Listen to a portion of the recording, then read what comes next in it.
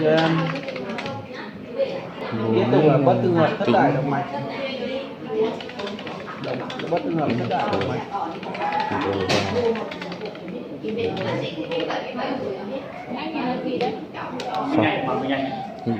Đột xuống thất sản. Bất tương hợp thất đại động mạch được chưa?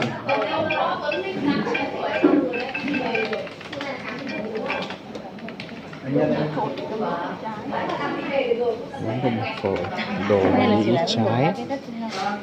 Bao giờ Trái để đổ xuống thất phật.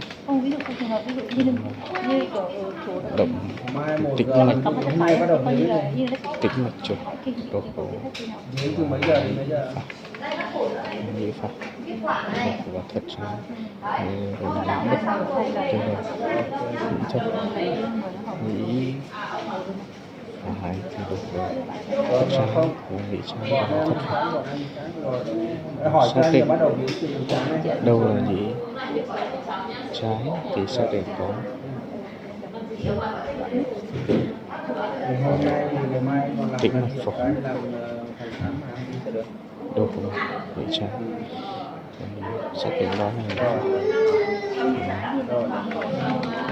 tĩnh mạch chủ trên và chủ giới em phòng thất bending này, động mạch phổi này là 67 mm của em.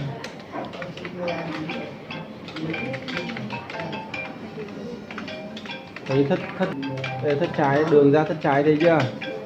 Và đây lại là động mạch gì? Động mạch phổi. Alo. Alo. Hai nhánh chia được đi. Anh phải chia ra cái cái lên được 2 là 28 19. Alo.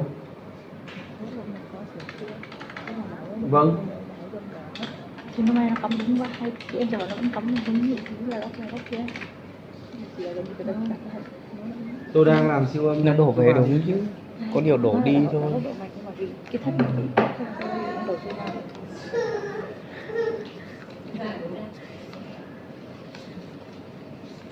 Nhưng bây giờ thất phải vẫn bong máu đỏ.